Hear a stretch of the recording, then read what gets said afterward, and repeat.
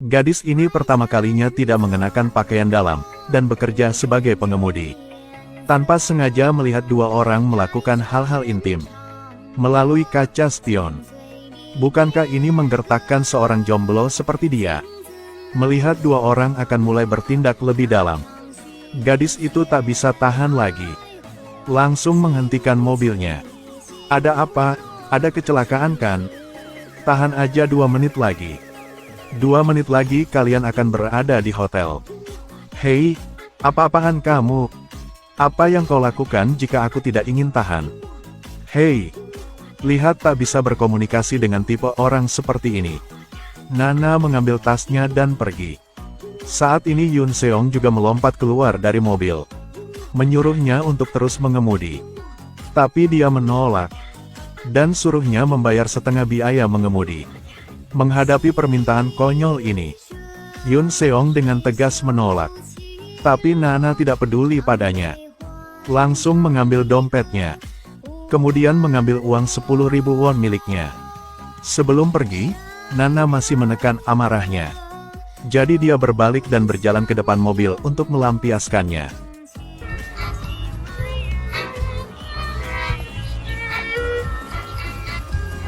Tapi ketika dia tiba di halte bus, dia menemukan ponselnya jatuh di dalam mobil barusan. Dan Yoon Seong sekarang dengan gembira di dalam hotel. Tiba-tiba terganggu oleh panggilan. Ternyata itu gadis pengemudi tadi. Dia bilang ponselnya jatuh di dalam mobil. Berharap dia bisa membantunya mengeluarkannya. Yoon Seong mengira dia mengganggunya. Segera menutup telepon. Nana tidak berdaya dan harus pergi. Melihat HP yang terus-menerus berdering di dalam mobil, dia sangat tidak sabar.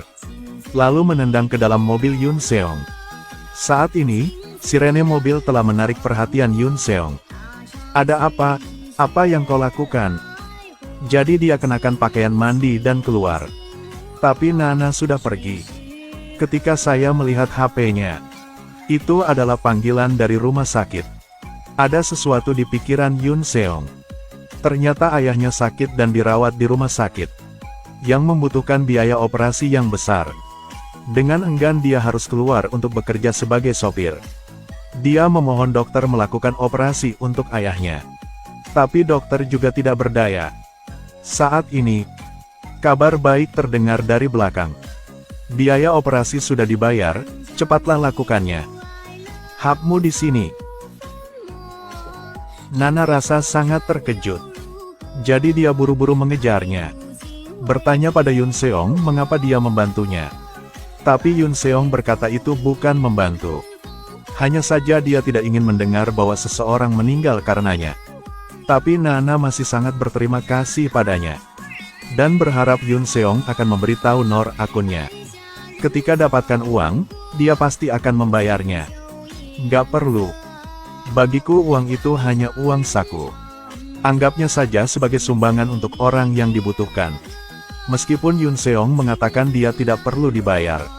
Tapi Nana juga bukan tipe orang yang mencintai uang. Dia bilang dia pasti akan mengembalikannya.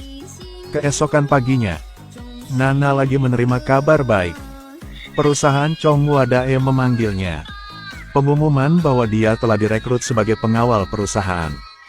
Dia tidak menyangka bahwa hari pertama kerja akan lagi bertemu Yoon Seong yang datang ke sini untuk menerima posisinya. Karena Yoon Seong pergi ke departemen yang salah, menyebabkan manajer memarahinya dengan buruk. Tapi Yoon Seong mengatakan dia bukan pengawal. Siapa kamu? Resepsionis memberitahu aku datang, jadi aku datang. Ketika semua orang bingung, Ki John datang. Dokter. Mengapa dokter ke sini? Dia dokter kan? Kelompok Informasi Nasional bukan di sini. Tapi di blok itu.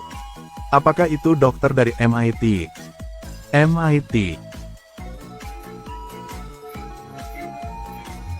Siapa kamu? 10.000 won? Anda pasti tak akan menyangka gadis terlihat lemah itu adalah seorang master judo bersabuk hitam 4. Berdasarkan keterampilan yang luar biasa, Dia dengan lancar masuk ke departemen pengawal perusahaan Chonghua Dae. Tapi hari itu, dia tiba-tiba bertemu Yoon Seong yang datang ke perusahaan untuk melapor. Tidak menyangka dunia ini begitu kecil. Tidak menyangka dia akan menjadi rekan dengan pria ini. Yoon Seong juga baru mengenalinya saat ini. Ternyata kamu pengawal di sini. Itu alasan kenapa keterampilanmu begitu baik. Apakah kalian berdua saling kenal? Tidak. Mendengarkan jawaban-jawaban yang berbeda dari keduanya, semua orang tidak mengerti apapun. Tapi keduanya bekerja di departemen yang berbeda. Yoon Seong adalah seorang dokter MIT di departemen komputer senior. Perlakuan perusahaan untuknya juga berbeda dengan yang lain. Tapi Nana tidak begitu. Karena kedua pengawal di sisi putri presiden semuanya telah mengundurkan diri. Jadi manajer memintanya dan Nga untuk menjadi pengawal putri presiden. Bahkan memberi mereka 6 bulan pelatihan seperti di neraka. Yang disingkat dengan 2 kalimat yang lugas. Ulangi setelah aku. 1. Dengarkan aja, jangan bicara. 2. Aku sebuah pistol. Astaga. Apakah maksudnya dia tidak berguna? Kemudian Nana datang untuk mencari Yoon Seong. Menyuruhnya untuk memberitahu saya nomor rekeningnya. Aku akan membayarnya perlahan. Tapi Yoon Seong tidak menghargainya. Dan menyuruhnya jangan gunakan ini agar dapat mendekatinya di masa depan. Karena kau bukan tipe yang aku sukai. Setelah mengatakannya, dia berbalik dan pergi. Memang, si pria tidak tahu baik atau buruk. Tapi ini tidak bisa mengalahkan keyakinan Nana. Saat dia berlatih di perusahaan. Karena ingin memaksa Yoon Seong mengatakan nomor rekeningnya. Nana langsung mengalahkannya ke tanah. Yoon Seong dipukuli dan membuat banyak keributan. Menghadapi gadis keras kepala ini, Yoon Seong mengaku kalah. Keesokan harinya, dia mengeluarkan kontrak dan temui Nana. Suruhnya menjadi sopirnya sendiri. Setiap kali dia mengemudi akan mendapatkan 25.000 won. Untuk 500.000 won, dia harus bekerja sebagai sopirnya 200 kali. 200 kali? Tidak suka kan? Kalau gitu, kau tak perlu bayar lagi. Kenapa kau terburu-buru seperti itu? Aku harus tanda tangan di mana? Aku khawatir itu tidak akan mudah. Bahkan jika gitu, aku tidak akan menyerah. Di sini. Setelah menandatanganinya, keduanya mendapat panggilan pada saat yang sama. Ternyata presiden memanggil mereka mendesak. Ingin menyapa mereka secara langsung.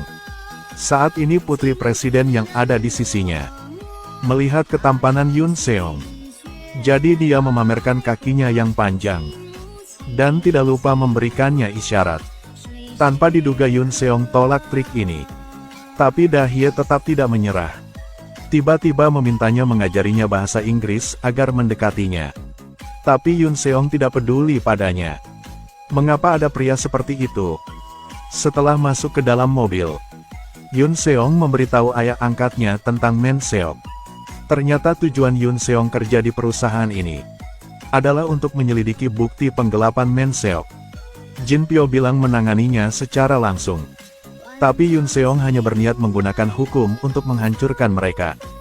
Kalau gitu, dia hanya harus menunggu dan melihatnya.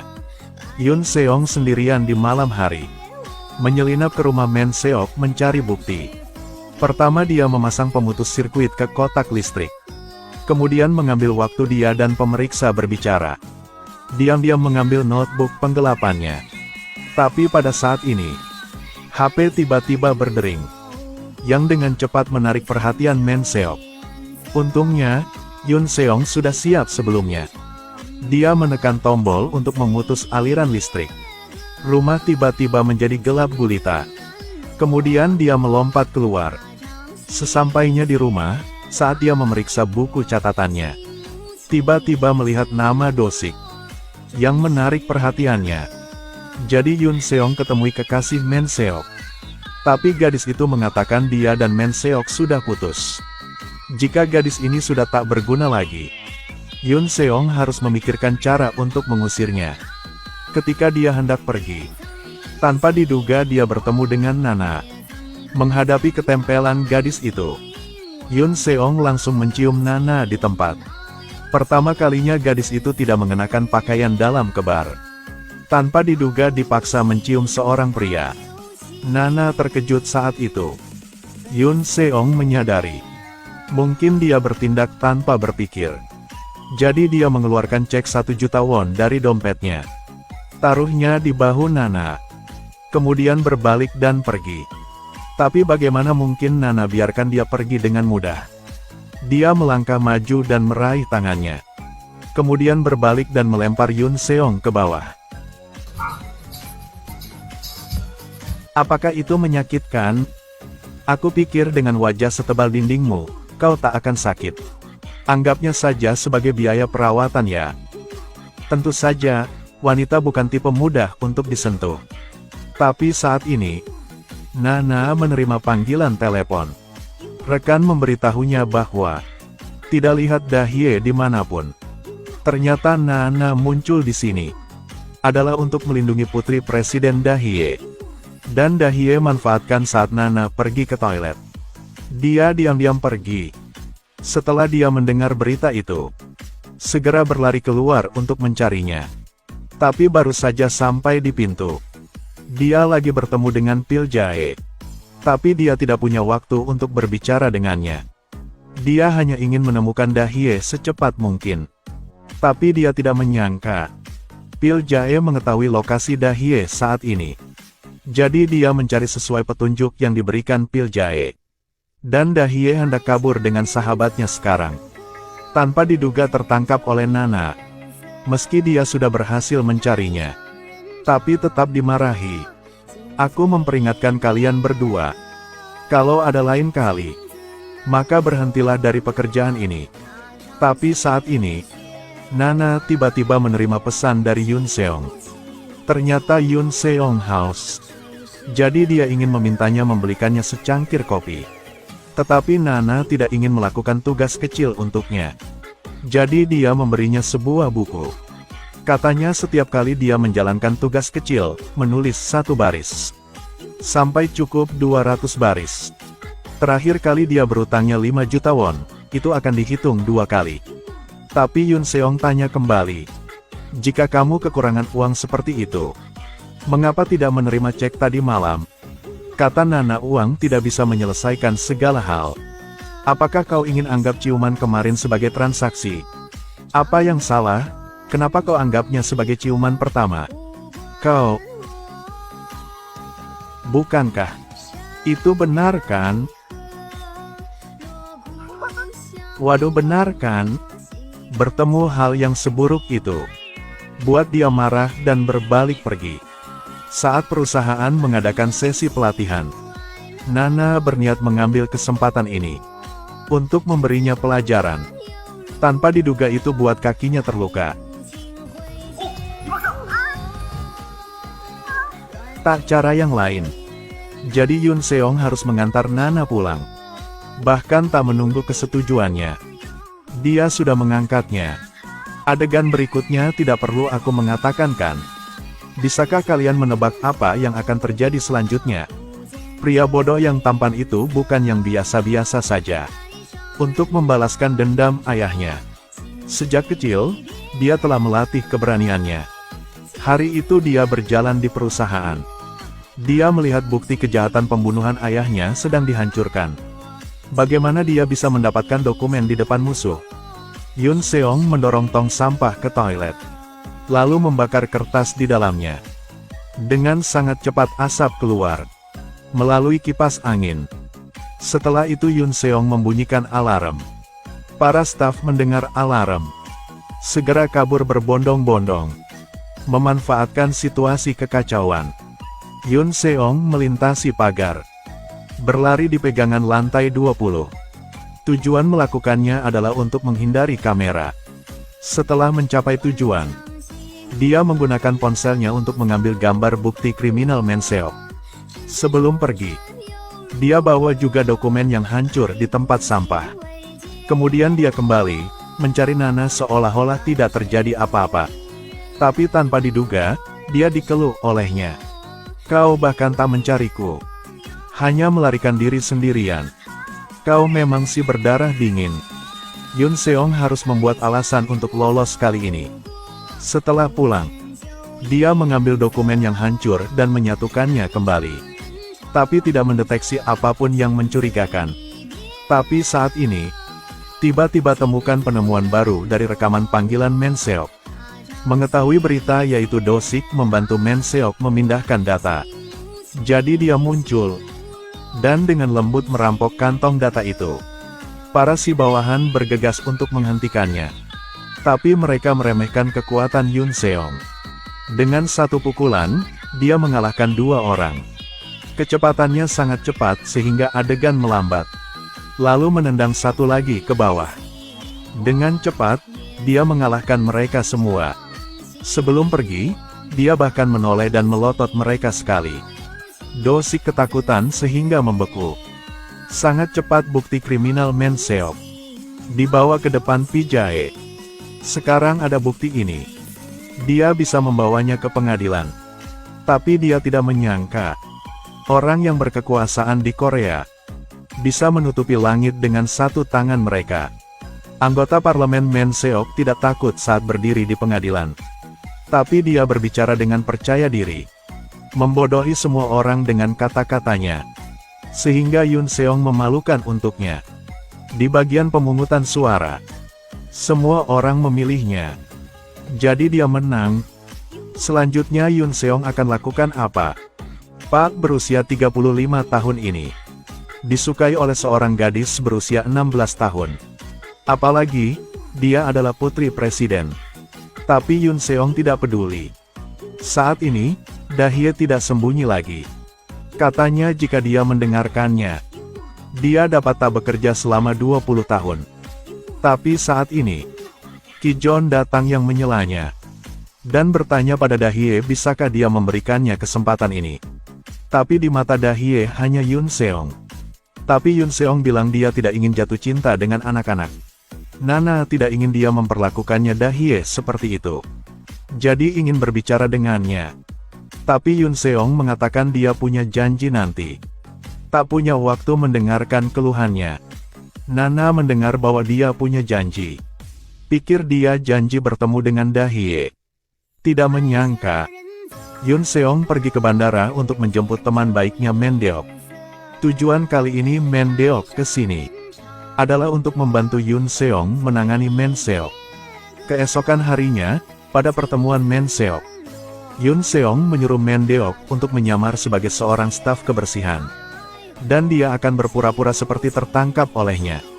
Karena begitulah cara buatnya lengah. Dan mengatakan semua kejahatannya. Kameranya dipasang di kacamatanya. Seluruh merekam adegan ini. Men Seok mengira menangkap Yun Seong, semuanya akan berakhir. Tapi tidak menyangka, Men Deok menyamar sebagai staf kebersihan. Yang berada di pintu menerima informasi tentang percakapannya. Ketika Men Seok berpura-pura serius di podium, dia tak menyangka percakapan antara dirinya dan Yun Seong akan muncul di layar lebar. Semua orang yang melihat adegan ini tercengang. Dalam sesaat, itu memicu kemarahan semua orang. Bahkan putranya tak berdaya. Men Seok di podium mulai panik. Pada titik ini seorang pengawal dengan cepat mengawalnya keluar. Sisi ini, Yun Seong tidak berpura-pura lagi. Dia memanfaatkan waktu ketika para pengawal lengah. Dia bangkit untuk menyerang balik.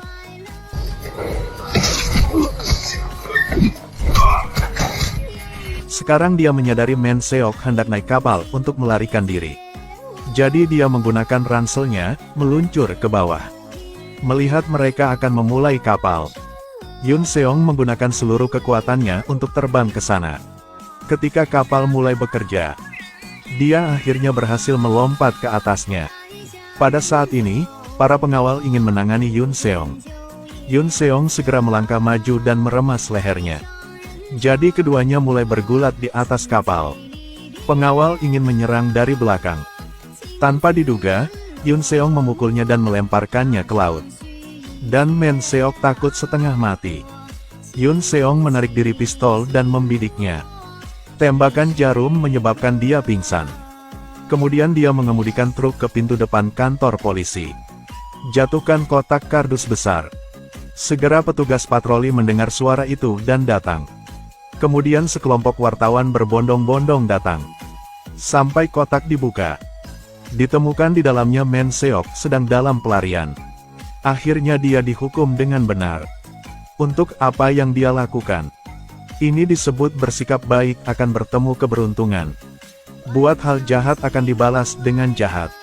Itu pastikan datang.